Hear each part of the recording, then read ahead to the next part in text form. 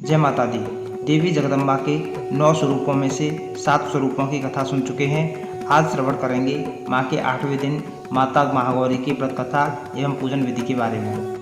आश्विन नवरात्रि के अष्टम दिन की अधिष्ठात्री देवी है माता महागौरी।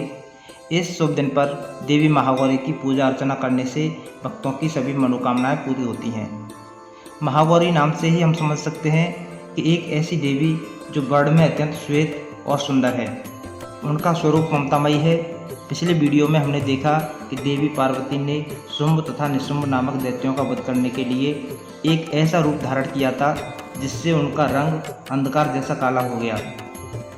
इस भयंकर रूप में उनका नाम कालरात्रि पड़ा और उन्होंने शुंभ निशुंभ को अपनी विशाल सेना सहित परास्त कर दिया था। देवताओं को पुनः स्वर्ग वापस दिला दिया था। जब देवी कालरात्रि अपने कार्य को संपन्न करके अपने पति भगवान भोलेनाथ के पास कैलाश लौटी तो उनकी काली त्वचा देखकर भगवान शिव ने मजाक में उन्हें काली कहकर संबोधित किया।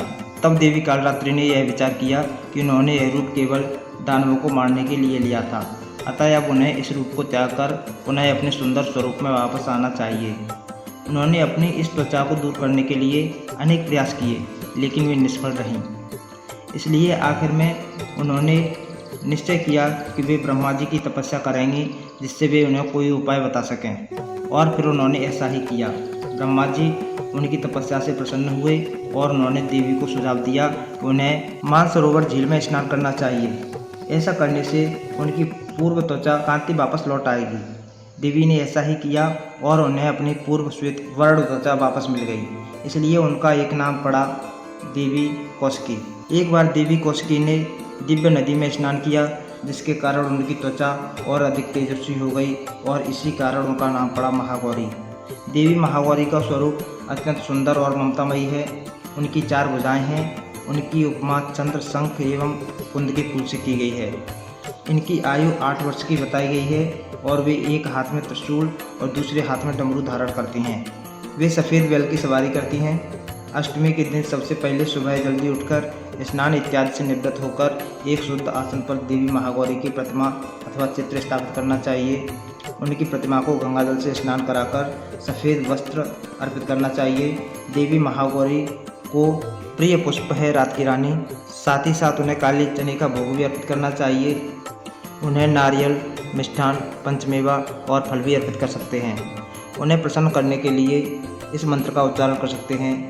आश्विन नवरात्रि में अष्टमी का दिन विशेष ही महत्व वाला माना गया है। इस दिन कन्या पूजन और बड़े ही प्रेम पूर्वक उन्हें प्रसाद खिलाने का भी विशेष विधान है। कन्या पूजन के लिए 2 से 10 वर्ष तक की आयु की कन्याओं का चयन किया जाता है। ऐसा कहा जाता है कि 2 वर्ष की कन्या कुमारी, 3 वर्ष की कन्या त्रिमूर्ति, 4 वर्ष की कन्या कल्याणी, 5 वर्ष की कन्या रोहिणी, 6 वर्ष की कन्या कालिका, 7 वर्ष की कन्या चंडिका, 8 वर्ष की कन्या सांभवी, 9 वर्ष की कन्या दुर्गा और 10 वर्ष की कन्या सुभद्रा मानी जाती है। इन कन्याओं की संख्या 9 होनी चाहिए जो कि देवी जगदम्बा के 9 स्वरूपों को दर्शाती है। इन 9 कन्याओं के साथ साथ एक बालक को भी आमंत्रित करना चाहिए जो कि बटुक भैरव का रूप माना जाता है। महादेव देवी की सभी शक्तिपीठों की सुरक्षा के लिए एक भैरव को नियुक्त करते हैं, इसलिए इस बालक का पूजा में होना आवश्यक है। आप अपनी स्थानीय परंपरा के अनुसार इस प्रकार कन्या पूजन कर सकते हैं। उनका पूजन करने के बाद उन्हें भोजन प्रसाद खिलाएं।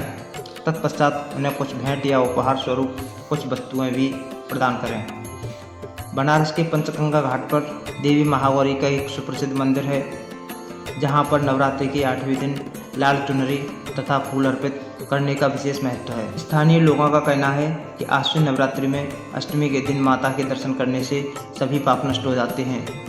तो ये थी अश्विन नवरात्रि के 8वें दिन देवी महागौरी की विशेष पौराणिक कथा और उससे जुड़ी हुई कुछ रोचक जानकारी।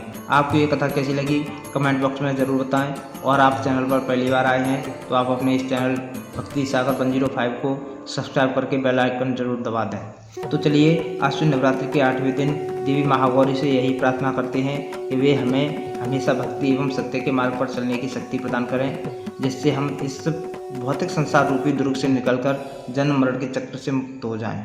जय माता दी।